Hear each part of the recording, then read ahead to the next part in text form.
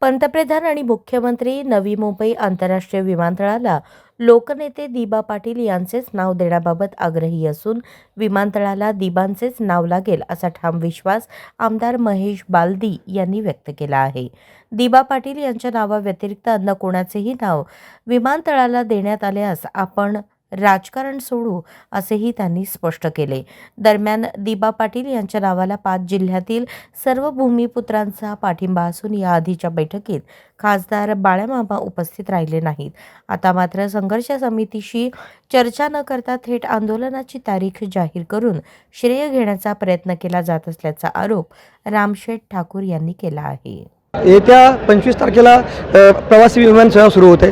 त्याच पार्श्वभूमीवर विरोधकांनी टीका करायला सुरुवात केलेली. म्हणजे एक काळ असा होता की आपण विरोधकांना कोंडीत पकडलं होतं आणि बाळासाहेब ठाकरे यांचं नाव त्या ठिकाणी मागे घेण्यासाठी. आता मात्र तुम्हाला कोंडीत पकडलेलं असं दिसतंय का? त्याचसाठी उद्या पनवेल महानगरपालिका मोर्चा महाविकास आघाडीचा येत्या 25 डिसेंबरच्या अगोदर म्हणजे 22 डिसेंबरला खासदार बाळामामा हे देखील मोर्चा करतात. हे सगळं पाहिल्यानंतर तुम्हाला काय वाटतं, तुम्ही कोंडीत आहात का? म्हणजे ज्यांनी दिबा पाटील साहेबांचं नामकरण व्हावं याच्याकरता केसेस कधी घेतल्या नाहीत ती लोक उद्या मोर्चा काढत आहेत आणि नाव तर देणारच आहेत. देशाचे पंतप्रधान म्हणालेत, राज्याचे मुख्यमंत्री म्हणत आहेत. आत्ता आम्ही सर्वपक्षीय शिष्टमंडळ म्हणजे आमची जी संघर्ष समिती आहे त्यांनी मुख्यमंत्र्यांची नागपुरात भेट घेतली 4 दिवसापूर्वी. त्या दिवशी स्वतः त्यांनी सांगितलं की नाव कधी देतो आहे हेही आम्ही आता लवकरच ते प्रेस स्टेटमेंटच देणार आहेत सन्माननीय मुख्यमंत्री. त्याच्यामुळे पनवेल महानगरपालिकेला आपला याचा राजकीय काय फायदा होतो का याच्याकरता मोर्चा काढतायत. या मोर्चाला काही अर्थ नाही.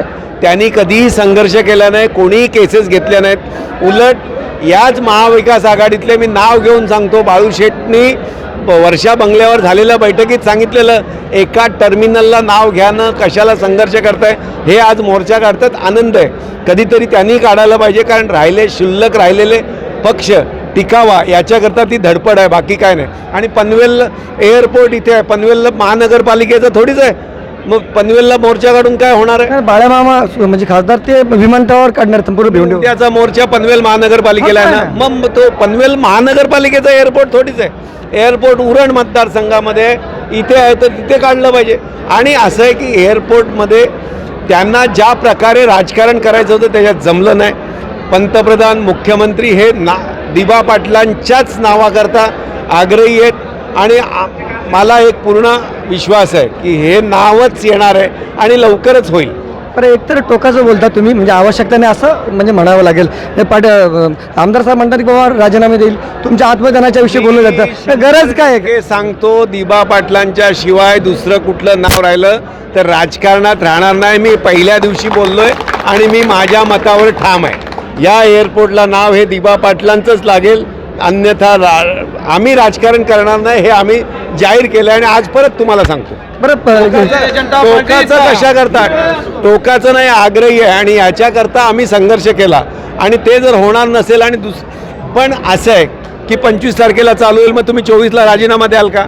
माझं पूर्ण माझ्या नेतृत्वावर, दिल्लीच्या नेतृत्वावर, राज्याच्या नेतृत्वावर विश्वास आहे. आणि आम्हाला त्यांनी ज्या प्रकारे आत्ता 4 दिवसापूर्वी आश्वस्त केलं, नाव हे दिबा पाटील आंतरराष्ट्रीय विमानतळच होणार आहे. आता यांना काहीच कष्ट केले नाहीत. यांना विमानतळाच्या नोकऱ्यांमध्ये यांचं भ्रमनिरास झाला आहे. या सर्व ठिकाणी फ्रस्ट्रेशनमध्ये काढत असलेला मोर्चा आहे, बाकी काय नाही. तर रामशेठ ठाकूर साहेब आहेत. खरं म्हणजे बाळामामांची मी म्हणजे बोललो होतो, त्यांनी सांगितलं की मी खासदार साहेबांची मी तुमच्याशी बोलणार आहे जो 22चा मोर्चा आहे त्या संदर्भात. एकतर तशी त्यांनी काही चर्चा केली का?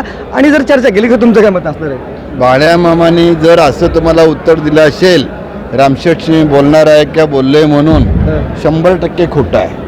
पहिली गोष्ट अशी आहे, बाळामामानं पहिल्यांदा तारखा डिक्लेअर करायच्या 22 तारीख किंवा आणखीन तमूक, आणि मग त्यांनी संघर्ष समिती यायचं हे बरोबर नाही.